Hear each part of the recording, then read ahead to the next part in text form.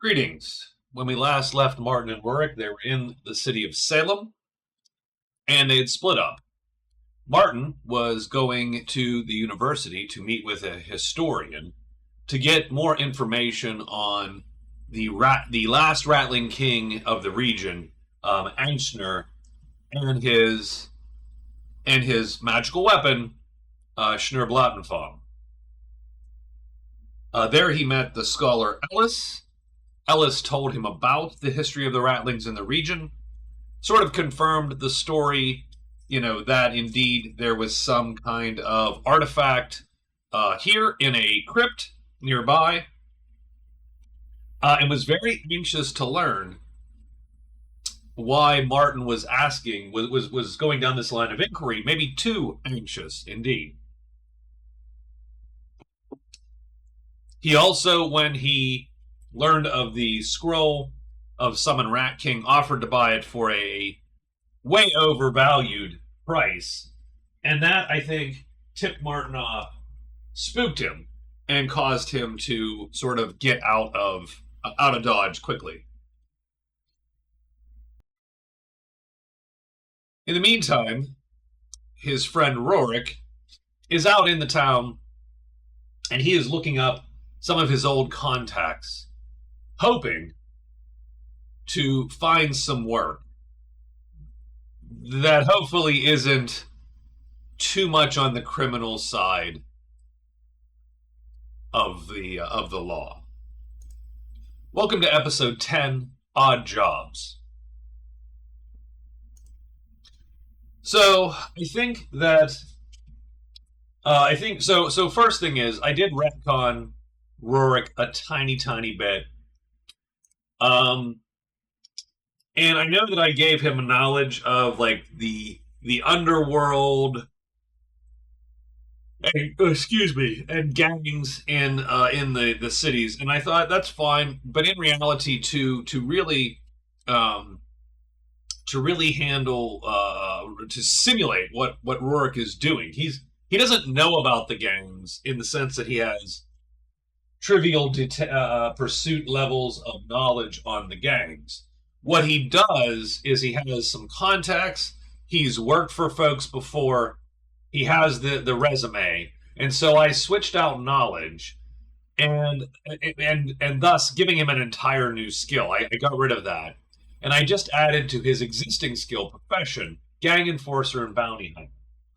So in Runebearer, there is like in hero system, by the way, and some other games. GURPS, I think, has something like this, maybe. Although I've not, it's been a long time since I've looked at GURPS.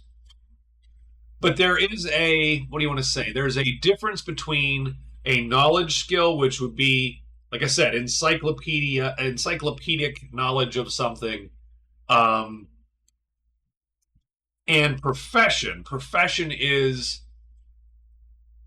doing something. Right? So if it is, can I get a job doing the thing, and it's not covered in any other skill, but I want to be able to create or do a thing, then a profession is more appropriate than knowledge.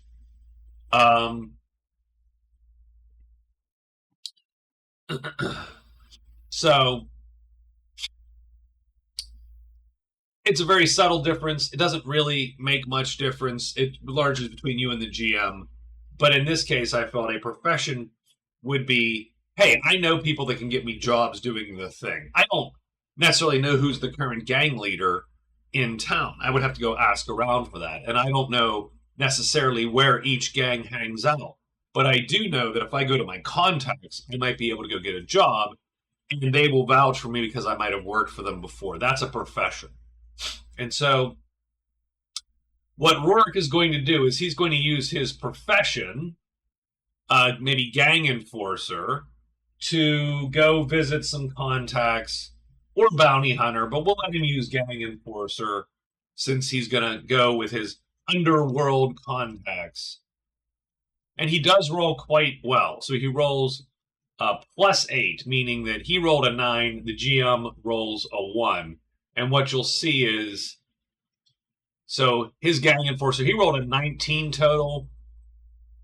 And so he would have succeeded on an 18 DL, which 18 is a very difficult DL in Runebearer. 8 sort of, you know, it's a beginning level person who can do the job would be able to do an 8. A skilled practitioner a 12, an expert a 16, right, and so on and so forth. So 18 is actually a pretty good roll.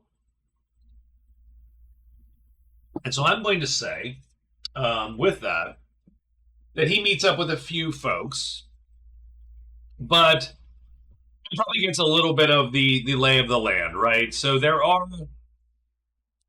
the Hill Street gang in the south side, the dockers on the docks, of course, and I'm going to call them the Northies, but they're typically called the Cake Eaters, and they are the North Side gang.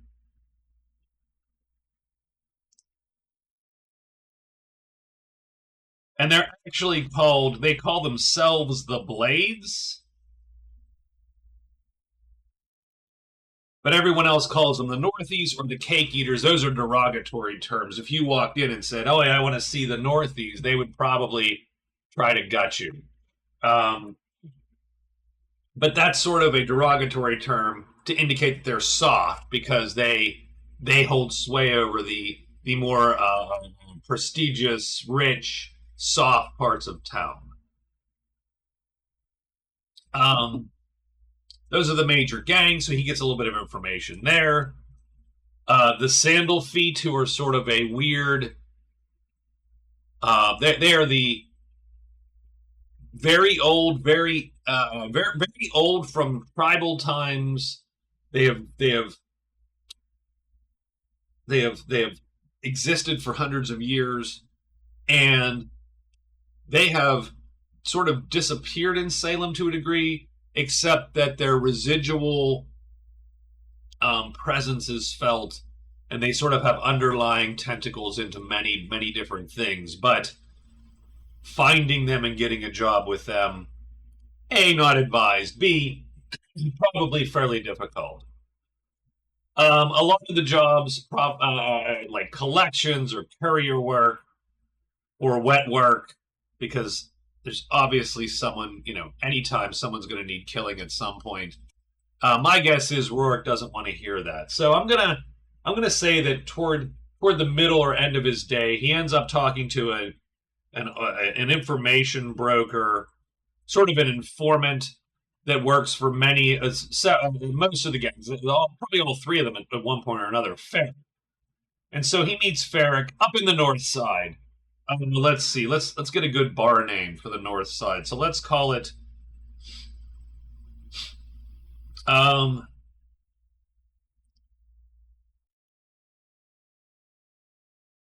it the Silver Shield, and it is a well-to-do or well-to-do-ish tavern in the north side, and he is meeting his old buddy Ferric.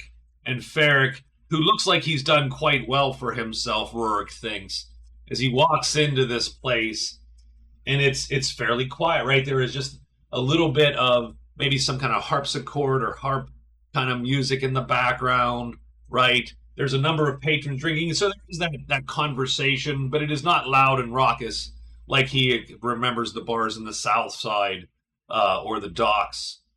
So Rorik sort of feels a little bit out of place immediately. Eric, who is a smaller man than Rorik for sure, maybe he has the IT goatee. I don't have a picture for him, but maybe he's got the little goatee there with a little bit of chin hair hanging off, and coiffed and recently maybe greased hair a little bit to give it just a little bit of curl kind of thing. And he warmly greets Rorik. He's like, "Oh man, Rorik, I haven't seen you in years. Oh gosh, this is wonderful. And so come sit, drink. And Rorik's like, well, looking uncomfortable. He's like, look, I just wanted to talk some business. He's like, no, come on, man. You gotta tell me what you were doing. You've been doing the past few years, and I'll tell you some of what I've been doing. We got to catch up.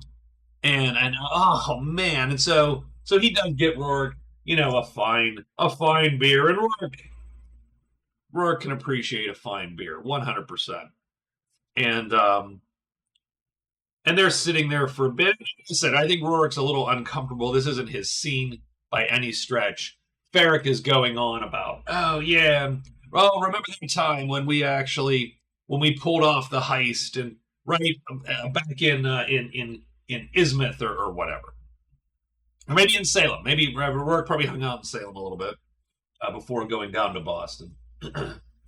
And Ferric's like, yeah, man, this is like old times, man. It's Rorik and Ferric, the brawn and the brains, the man and the myth and the legend, right? And he's sort of like, right? I think Ferric's got that little bit of bro energy going on. Um, and so here's a question, right? Does does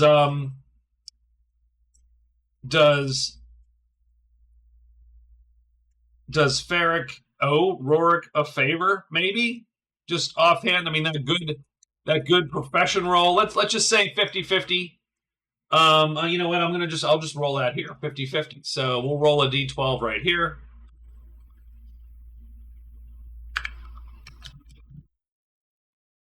No, he does not owe him a favor. Does not owe him a favor. They obviously left on good terms. I think, though. I think that's obvious. And Rorik, explains, right? He's like, "Look, I have a friend of mine here. Sort of a he's a green kid. You know the kind, right? Smart kid though. And I just couldn't let him travel alone. And Ferric's like, oh yeah, I know the type. I mean, I was green once too, man. We all were. But look at us now, right? Rorik, oh man, yeah. Do you remember that time? And Rorik's. I mean,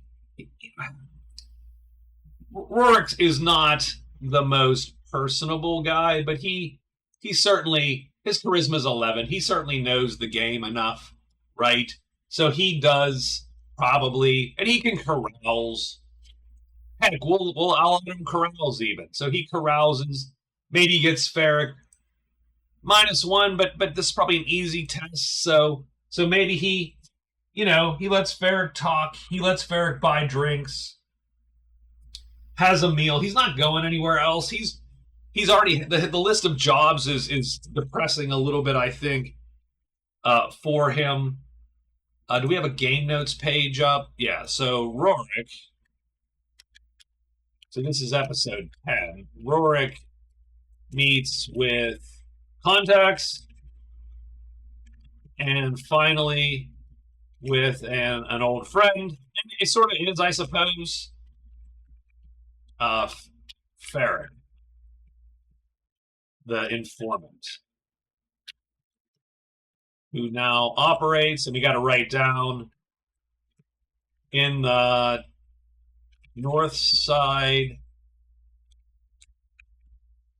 Tavern called the Silver Shield. Swanky. All right.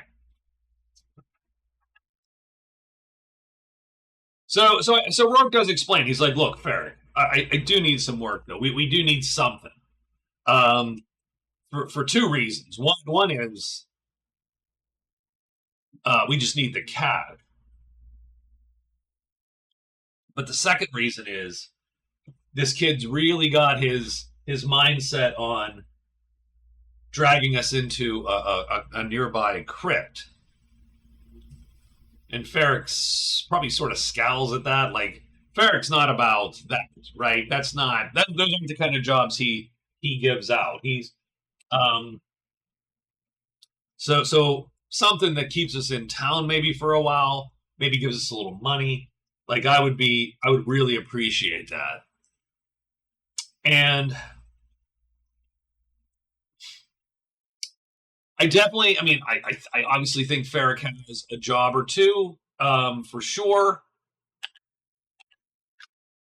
8, I think that's a pretty good sign, right? That's the 50% yes, no.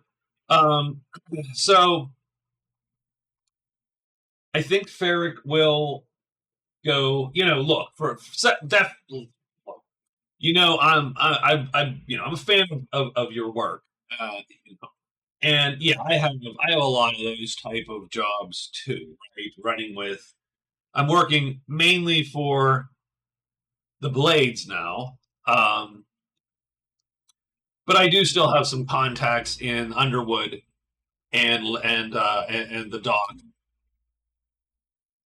And yeah, a lot of the jobs I would have for you are um, very similar, probably what you've seen already. But for you, man, um,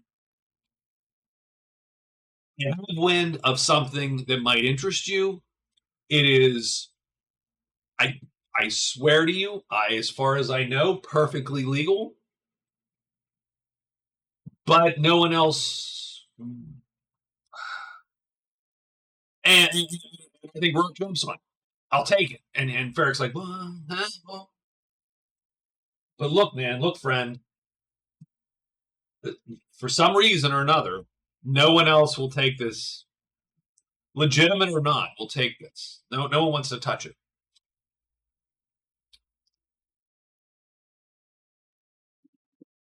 And that might give Rorik a little pause, right? That might spring the hackles on the back of his neck, right? If literally nobody wants to touch this, then maybe it's not worth touching.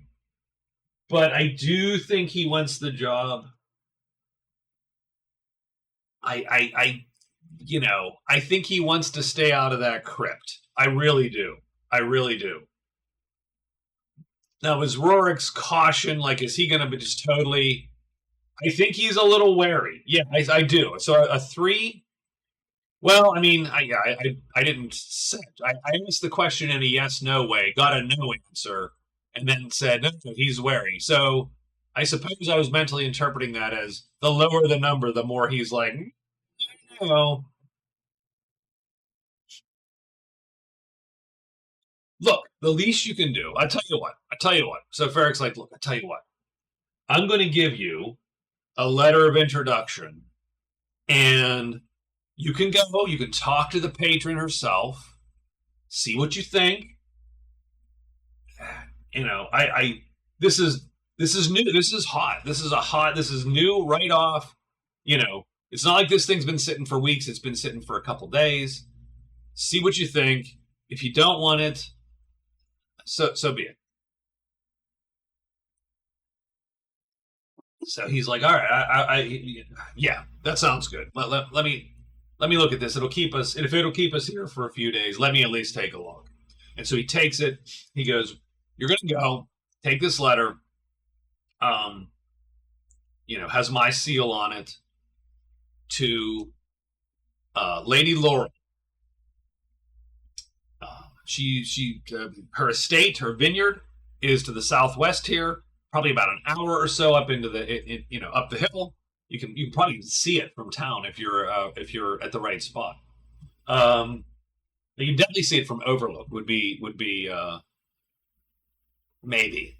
Depends. I mean, you'd have to be up on a wall because Salem's walled, so there's not going to be a spot where they're so.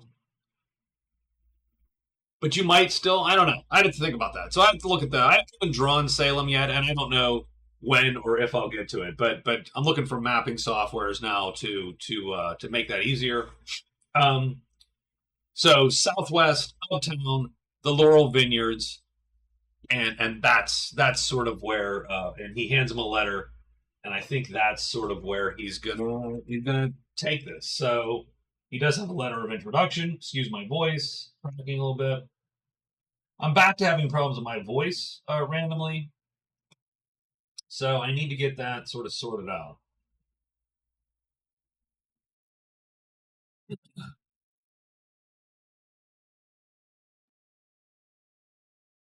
So he does get a letter of introduction. He will go back. He will meet his buddy back at the Watchtower Inn, right? So gets a letter of introduction to Lady Laurel of the Laurel Vineyard, Southwest, in the hills. Probably it's probably maybe an hour away. There you go. Done. So I think they go back and Rorik and Martin sort of hang out, right? And they go and tell their story. Um, no real encounters in town, right? Other than what they've had. They share stories. I think Martin will tell Rorik about his historian Ellis, what he's learned about the Rattlings, and that it corroborates what he knows from the Rat King, and that has only driven him to be more anxious to go there. But he is willing to take some time and figure out, get some more cash. He knows they'll need to hire someone. He does tell Rorik, "Hey, look, I made $200 off of that scroll." Now, does he tell him? Does he tell Rorik that he had a $400 offer, or is he embarrassed? Plus or minus, I think he reluctantly tells him, and he expects to be admonished. But I feel that Rorik is like, well,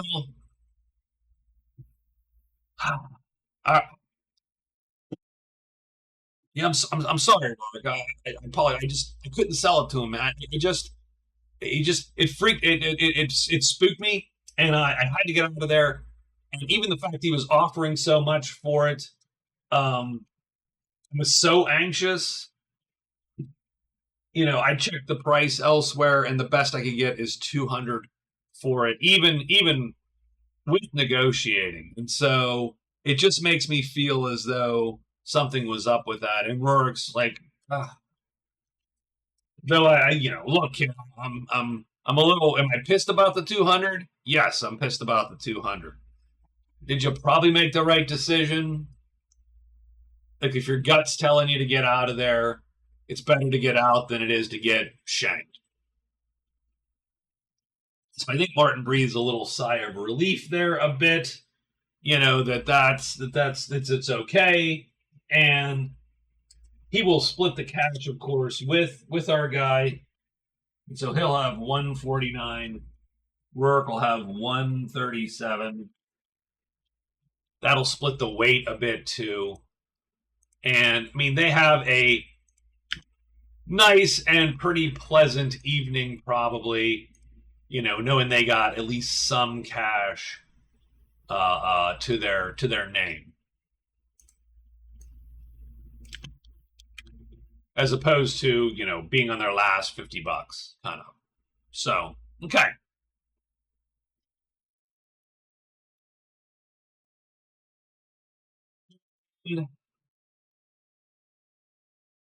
I forget if we actually had a nightly. We said figure the cost later.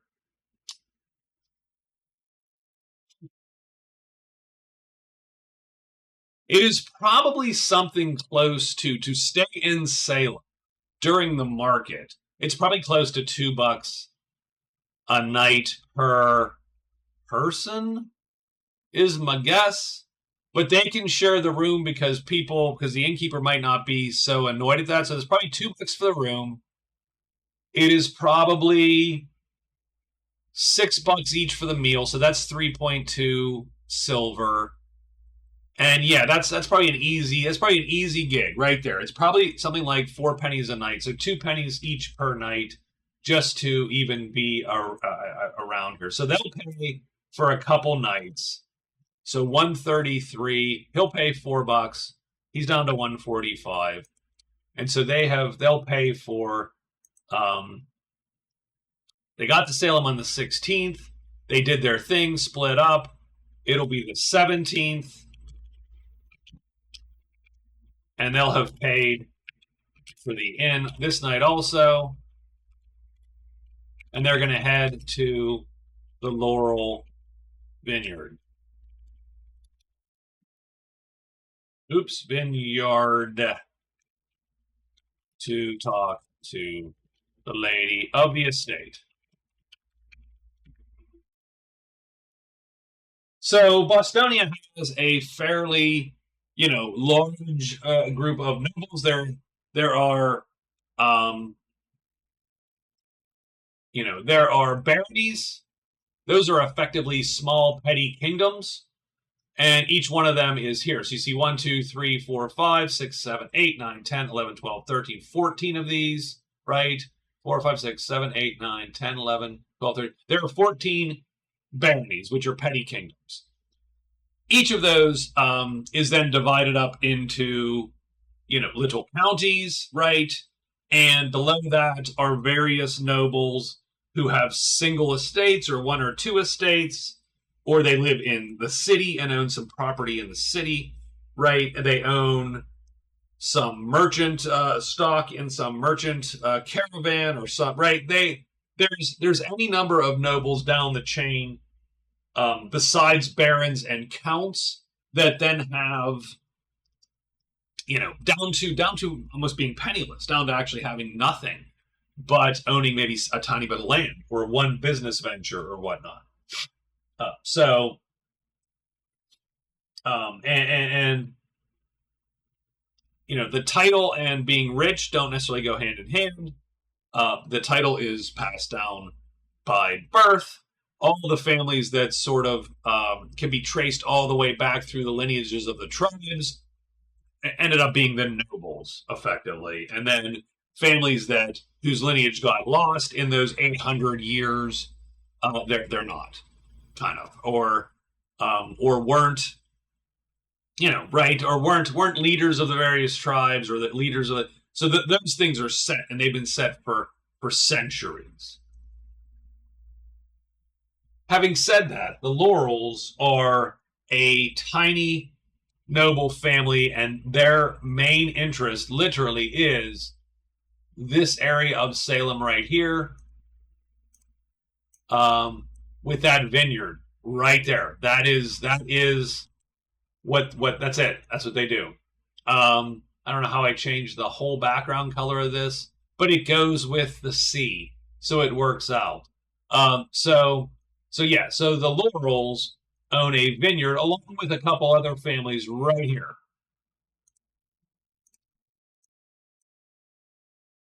Right? So there's vineyards here up in these hills. And the grapes in the area, because it's cooler weather and because of the soil, they have a distinctive sort of sour tart taste, which means the wine does not sell as well in the South, who has they have a taste for sweeter wines and sweeter drinks. But up north, in the in the hills and the mountains, and the Baraki enjoy the wine. The big, they enjoy the sour, tart, the sour tart wine there. So the group will make their way up. The Martin and Rorik, the group, the duo, the dynamic duo, makes their way up, and it does take a couple hours to get there up the hill to the Laurel Vineyard. And there's a couple other folks there. There's the Lascos. There's the Voigt Vineyards. So there's 3, I think, right now, maybe, or maybe only 2 left. We'll have to see. In that, right there. And so they will meet with Lady Laurel. Of course, they'll have to go through, the servants who will go, oh, what is your business, that kind of thing. And actually, we should make Martin make a quick roll there. He should have knowledge of noble houses, which he does at 11.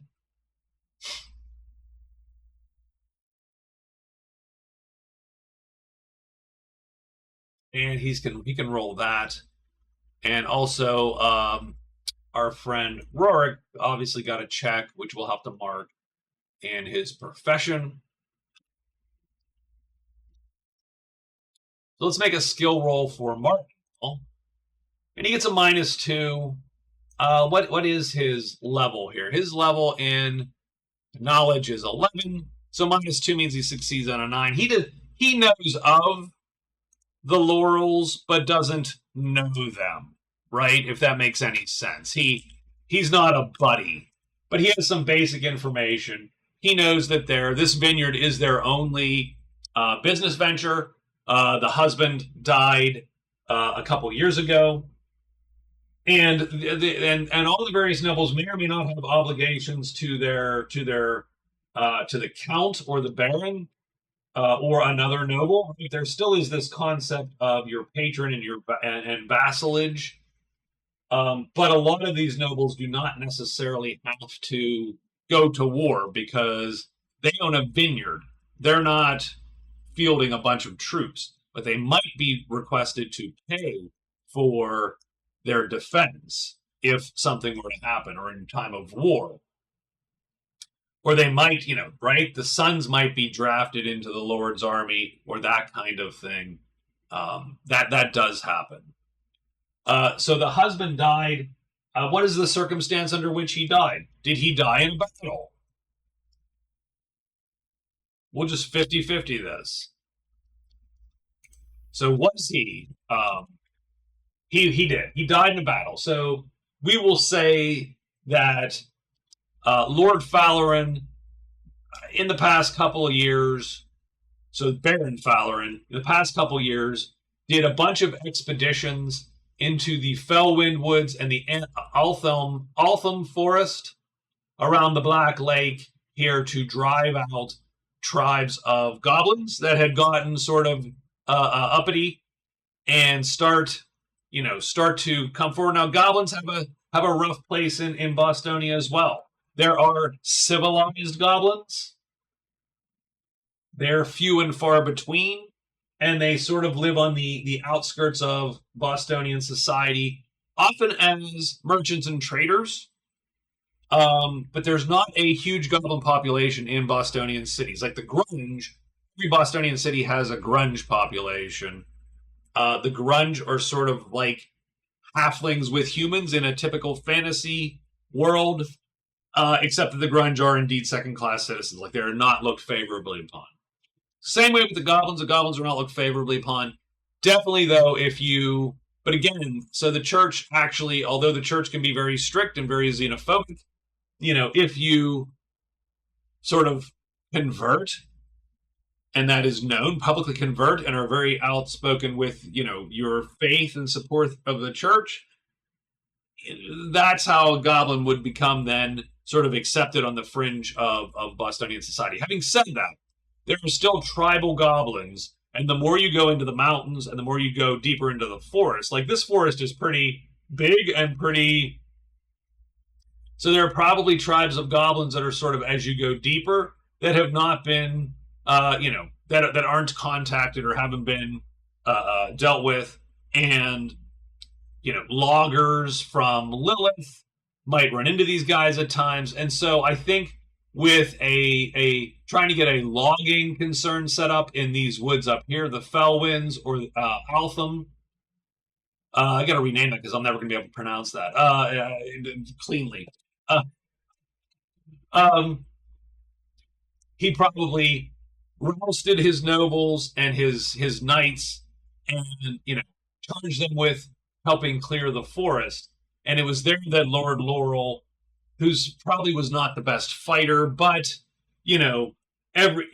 but money was tight, and so instead of hiring someone to go, or a small, instead of giving money to the Lord to say, look, I can't go, Lord, but you can hire for this 2 months, you can hire 10 men at arms to go instead of me, and they will do you better. He could not front that money. They were undergoing some financial times. Maybe the grapes did, maybe the crop didn't go so well. Maybe it was a late winter, that kind of thing. And so he went himself, and he died. And the lady now is running the manor by herself these past, let's say, 3 years. And she probably is a little bit bitter about, Lord Falarin with his, these stupid adventures against the goblins, taking her husband from her. Still leaving them impoverished effectively. It's not like they got paid restitution. He got whatever his share of the spoils were as per typically, but that's not going to make or break her. And so she is living widowed, and she does have her son, her single son. That's it, her only child, and so that's sort of the situation, and that is what they are. That's what Martin knows. Give me 1 second here to get a drink of water.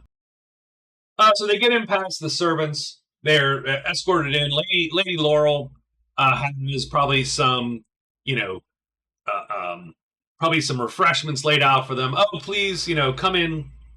Of course, they come in, and Rorik is following Martin's lead. He knows that Martin is part of this society, and he is not, and he is probably a little bit. And Rorik's probably a little self-conscious about the grime from the road. But Lady Laurel is, she is there in her in maybe a study of some sort, right, to receive guests, or a sitting room. So I'm going to put LL. Might as well do it on the notes here for you.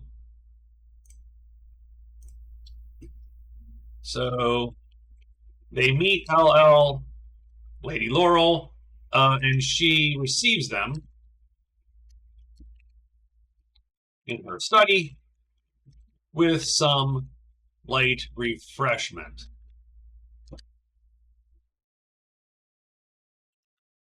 Rorik is self-conscious and follows Martin's lead.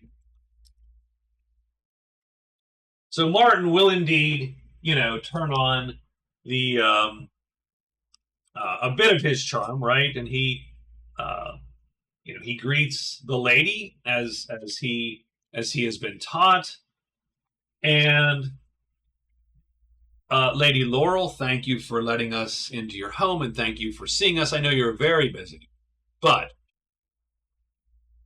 we received word in the city that you were in need of mercenaries, investigators, sellswords, and that you had a problem that you needed to deal with, and we are,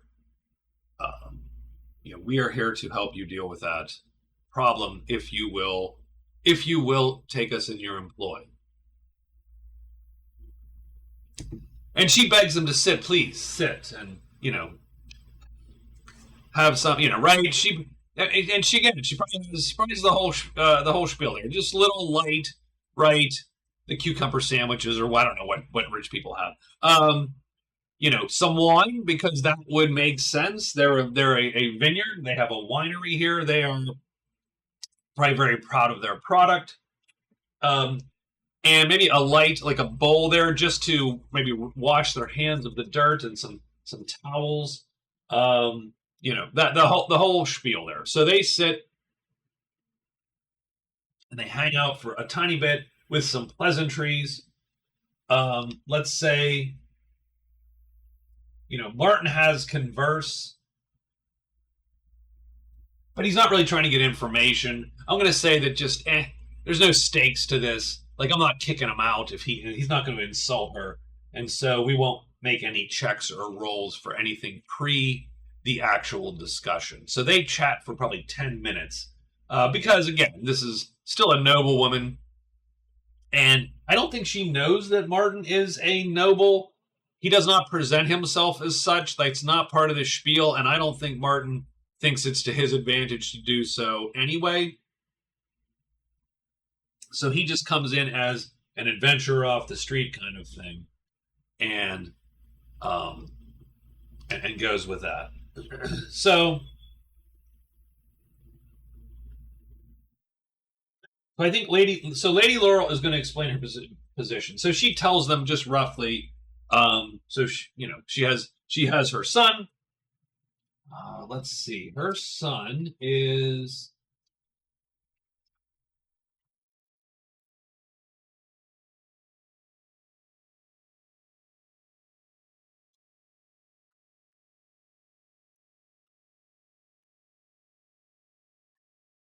So her son is so she lives here, of course, with her servants and her workers and her son. Her son is Zachary Laurel, only child, and of course the heir to the Laurel estate, effectively. So the vineyard and all the income of the vineyard, and though it's obviously poor by noble standards, it would absolutely be rich by any normal person's standards. She can keep this business running. She probably employs, dozens of folks. Maybe seasonally she employs lots more, but then she employs like maybe a dozen or so just continuous year-round servants and her, I don't know, Vinter, and so on, right? So it's still sizable and still worthy of someone's attention. Um, but she tells them, my husband has died 3 years ago. It is me operating this alone. And of course, Martin is like, oh, well, my goodness, my lady, operating this entire business alone. That's very admirable of you. You are, you must be quite the businesswoman, right? He's sort of, I don't know what you want to say, uh, spitting a little bit of smoke, maybe. I might make him make a persuade just to see, not even to see if the job, just to see how the interview goes. I think she's going to hire them because I do have at least enough of an adventure outline that I'm going to probably send them along. But but how does she leave this meeting? I think maybe that is a valuable thing to roll on, just so that we can go, well, what about next time? What about their reputation, kind of, right? Because I did give our heroes a +1 reputation with Matron Mary. I don't know what I'm going to do with reputation in the long run, but in the short run, it's probably just a plus or a minus to social roles with that particular individual. Um, so let's see if Martin, with his sort of honeyed words, if he can make anything happen via this interview. -1. So his persuade is a 10. I'm gonna 9. She is probably no. I'm gonna say no. I'm gonna say that is a fail, but not a hit. He doesn't, like I said, insult her. He just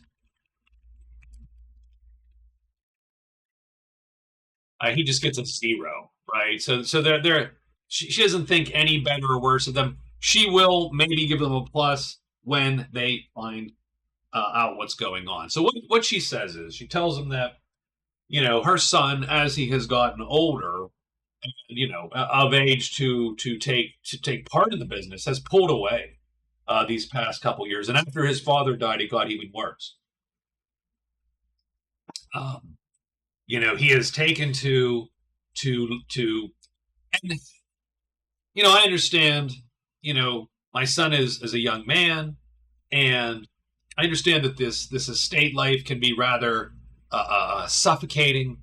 And the city is right there, and so I understand the desire to go into the city, and explore the nightlife of the city, the hustle and bustle, right? But he has taken as a reason to the less savory aspects of Salem, the red light district.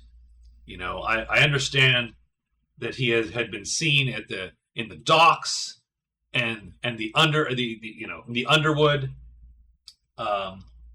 hangs around in the taverns of the South Side. And dare I say, even the brothels. And I fear that he's been gambling, and I do know that the allowance that I have paid him in the past has been going fairly quickly, and had been asking for advances on allowance, and so he's spending his money on something or losing money, and I'm very, very concerned for his welfare.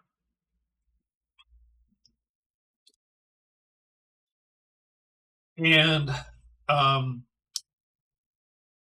more concerning is that he has. So she cut him off of his allowance to sort of get him to straighten up. Or most recently, I cut him off, and I would hope that this would straighten his behavior out and make him see that this money should be earned. You can't.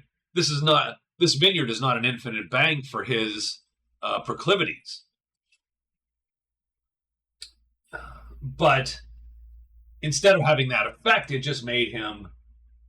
He went out longer. He didn't come home at nights, and so on. And at some point he was asking me for money, and what I told him is that after a long stint away, where I understand that he had, gambled and poured his way in the streets of Salem and drank. I told him that we needed to have a long and serious discussion, and I offered to give, to give him an allowance payment to get him back home, right? As enticement, she offered some money. Oh, I'll give you your this week's payment allowance, and if you come back, and we're going to have a discussion though about the future. And Martin's like, and did that work? And she said, well, no, quite the opposite. He never did show. He never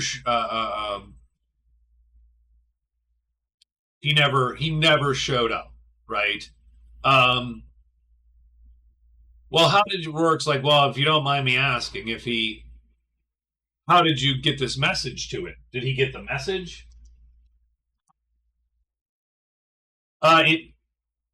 Indeed. I sent my manservant, Jeffrey here.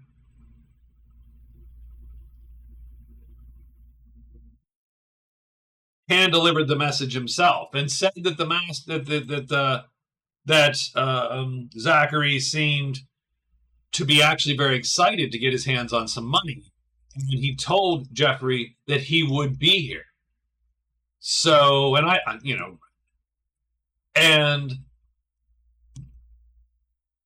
and is Jeffrey in the room? Is Jeffrey in the room? Is he in the room with you? This is literally a 50-50. He is in the room. So Jeffrey's in there. So Jeffrey is the manservant. And we will need a little bit of an accounting for all the people, right? Because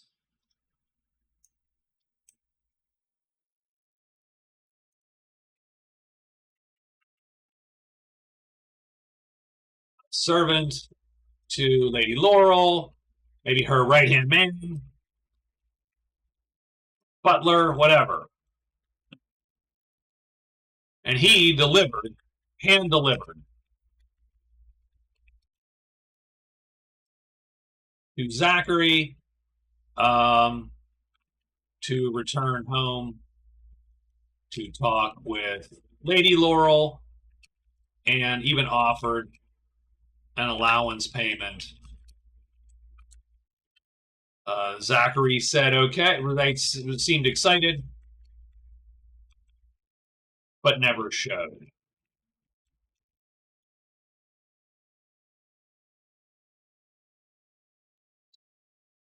And Martin goes, so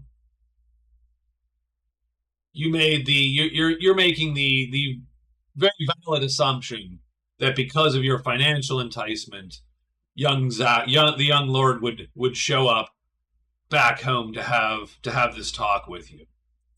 And Lady Laurel says, yes, I did. And Jeffrey, and she looks over at Jeffrey, who's standing there, of course, silent as he is trained to do.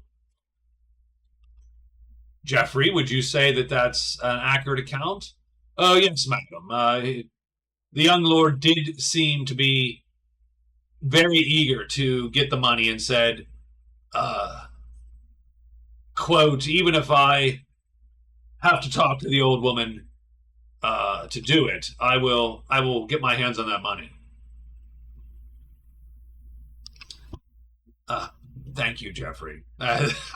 Lady Laura's like, thanks. I appreciate the exact word for word rendition of my son calling me an old woman. but she doesn't say that. She looks a tiny bit perturbed, but otherwise brushes that off. So I need you to find my son, Martin and Rorik. I assume they've exchanged names. Martin and Rorik. I need you to find my child in Salem, if he is indeed still in Salem.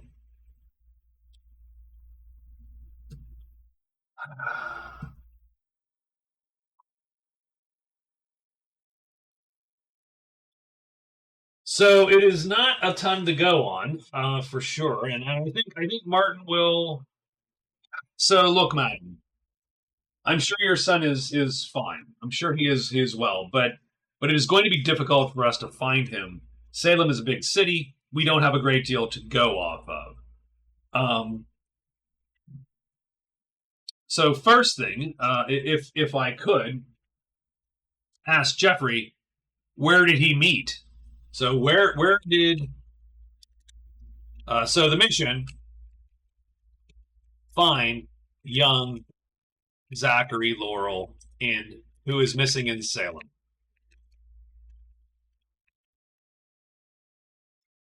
And the first question is to Jeffrey, where did you deliver the message? To, right? That your mom wanted to see you. I'll just put Z now. I'm gonna cut it down even more. So I am going to say that. So let me look at my. I do have sort of vague sets of places. I have lists of rumors that I can throw out here at any time, and so on. And so I am going to say that where the hell is it?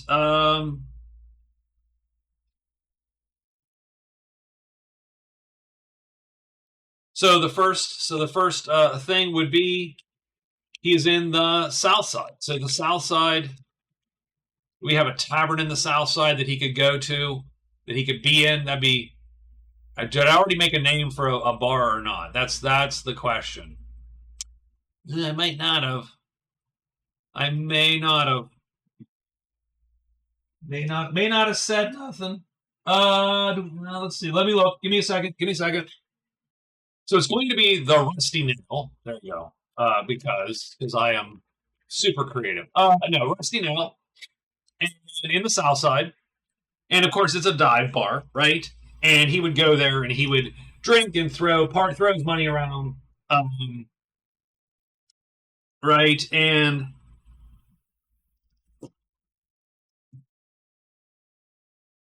we're gonna roll with that because there is a rumor. I don't know why the young lord spent so much time in the South Side. It's very unseemly, and that's what we're gonna say. That rumor leads us to the Rusty Nail in the South Side. So that's that, and then so I think they have one place to go. So they have one lead, and that's what we're gonna do. So each time we go and run down these leads, we're then gonna make some rolls on some tables to get an idea of where that lead might head us. And we'll, I mean, this is going to be a rough haul. So I don't know if it's going to go well or not because it's an investigation. And even sometimes investigations can be tricky, even when you're playing with people at the table. And this is me alone trying to surprise myself with an investigation. Don't know how it's going to go. I have something worked up in terms of a bunch of tables and bits and charts and rumors and so on. Which is why the delay for this, but we'll see. So they got the Rusty Nail. The other thing I think Martin will ask is he will ask. So okay, let's. Okay, I hate to ask this lady because I know it's very sensitive. I know we don't want to impose on your hospitality or impinge on your privacy, but may we go and see your son's things in case there is anything in there which will give us an idea of where he might have hung out or where he might have gone. And I think she's, yeah, I mean, I definitely think, I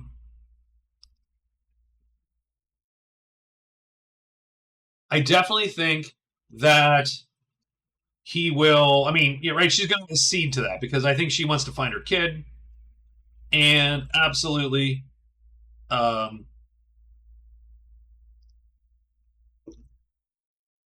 those are that's going to be in right. So and I mean, she's like, well, yes, I have indeed, I've looked through these things, but I haven't found anything of note. So perhaps your discerning eyes will do better than mine, and so they will go look into the room here, and I mean, he's a young man. He's probably in his early 20s, right? And that's probably a little bit, maybe even, I don't know how, probably not that young, but yeah, probably early 20s, right? I think. Like, I'm thinking, oh, is he 16? No. He's probably just like 21 or something, right? So he would be a college age, in modern parlance, a college age kid. Um, but growing up in this weird sort of living alone with your single mom and the servants in the vineyard and being expected to take over this business when right down the hill from you is a bustling town full of partying, right? And you have cash, and you have lots of cash. You are welcome at every party down there on the docks or whatever. And don't get me wrong, it might be dangerous if you cross the wrong person, you might be screwed. But in general, everybody, no one f's with you because you got cash and you have clout, and you there's going to be ramifications for someone screwing with you. So I think that's very heady for a young wanting to rebel 21-year-old. So Rorik and Martin will indeed go up into the room and they will search around. And so I'm going to give them checks on a whatever search skill they're going to use. I need to get a mouse cursor, please. Thank you, Windows 11.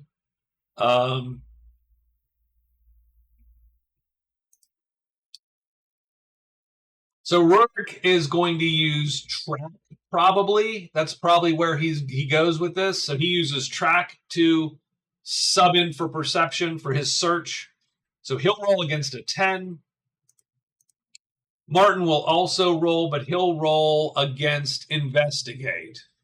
I think investigate's probably the better of the two skills. So, I mean, better in terms of it fits more.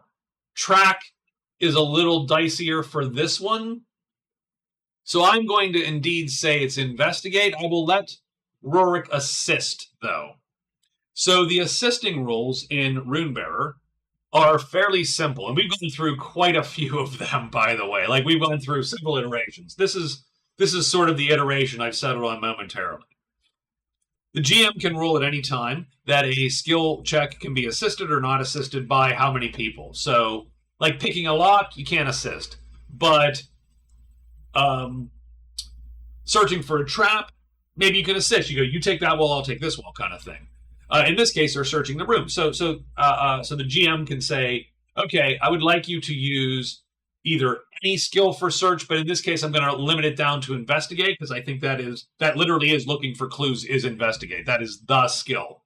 Because it's not only finding a thing, it is figuring out that this is relevant to your case, to the situation. So we're going to go with investigate, but we will allow Rorik to assist. And what that means is that we will use Martin's 9. You'll see his skill is 9. But both Rorik and Martin can roll a die, and they will both the higher die. So it's like rolling with advantage in this case, except that if Rorik rolls a 1 or a 2, he's going to actually screw up Martin's investigate a little bit, and Martin will then have to take his roll, but at a -2 because Rorik is in the way. They can both get a check, and so let's do that. So we'll roll 2 dice and add 9 to it.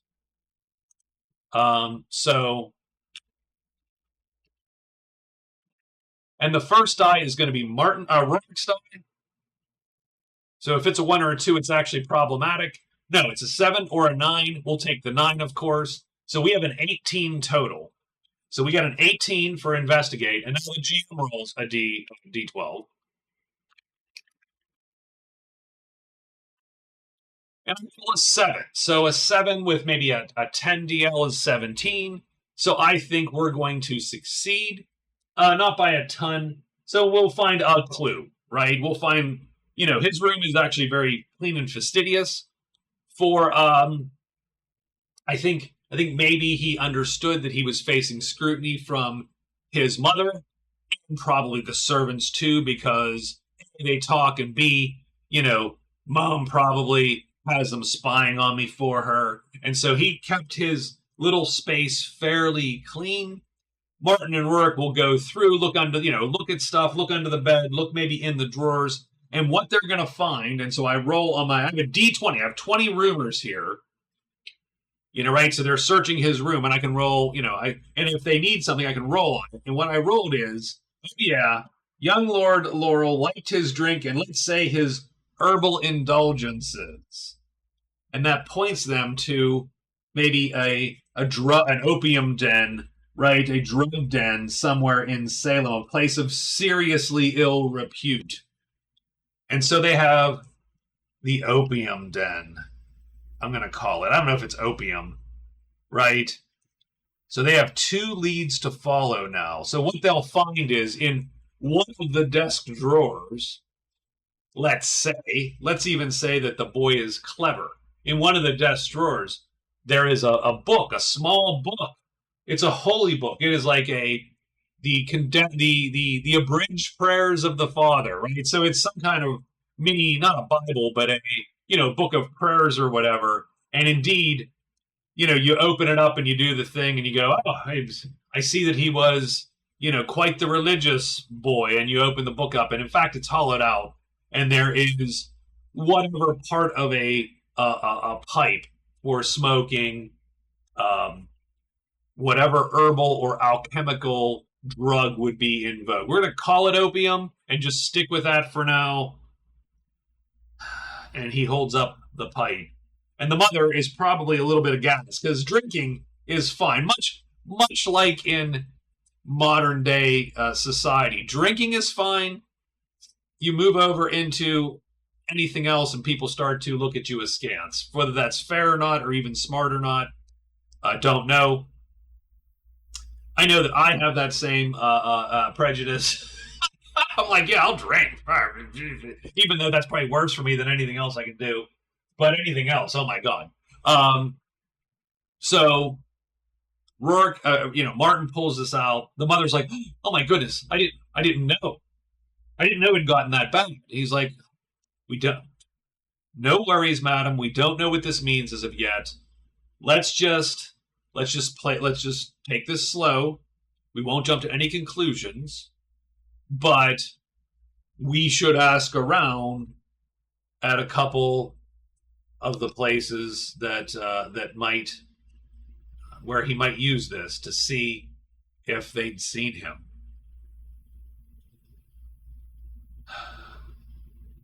So they have their 2 leads, and they're ready to head out. So they got 2 leads. Let's make sure we write that down really quickly. Rusty nail. So we got the rusty nail, right? So we're going to put that in bold, italic, underline, right? That is hey, this is a place, man. This is a thing. And then they search his room.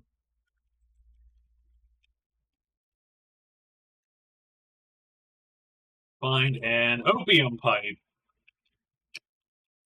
I mean, he's in the same, he's in company with Sherlock Holmes, man. That's perfectly fine. And so they are led to I'm just going to call it right now, the opium den. I'll make a name for it.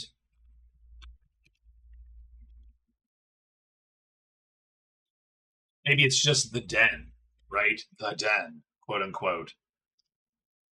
Place doesn't need a name.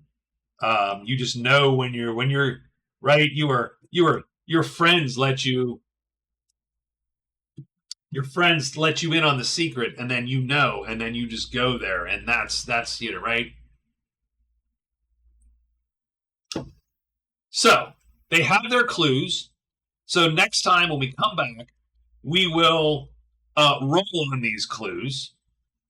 and get some of the sort of ideas. We'll do that in the video. We won't. So the process will be somewhat transparent as we go here, and we will go with that. We'll go from there. So they are ready to start their investigation, and we'll need to get a price. So we will need to get a price for finding both info on Zach and getting him home alive, assuming he is alive.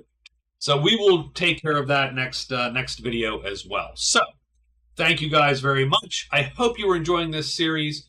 Please like, subscribe, consider going to my Ko-fi page. I did get a new webcam for later for my tabletop studio, as it were, and I'm going to work on getting maybe a document cam to do the dice rolls and stuff. So we're working on all that. It's slow going because I'm not that fast at this. I'm always very, do I want this? Do I want this? What do I want? I don't know. Let me go, right? So be patient with me, please. And that's it. I will talk to you all later. Have a good one.